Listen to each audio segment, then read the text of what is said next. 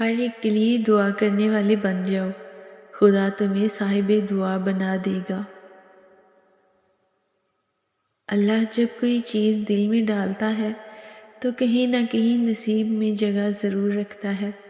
اللہ نہ چاہے تو تم چاہ بھی نہیں سکتے۔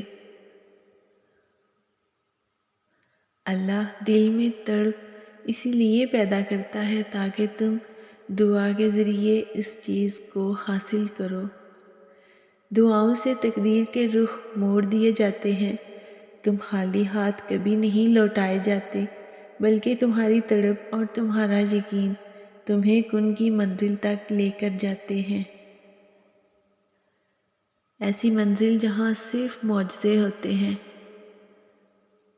جب اللہ تمہارے دل سے کسی چیز کا خیال نہیں نکالتا تو وہ اسی چیز کو تمہاری حقیقت بنا دیتا ہے۔ دراصل کچھ مانگنے والی ادائیں ہی ایسی ہوتی ہیں جو اسے پیاری لگتی ہیں۔ وہ اس ادا کو بار بار دیکھنے کے لیے قبولیت کا وقت بڑھا دیتا ہے،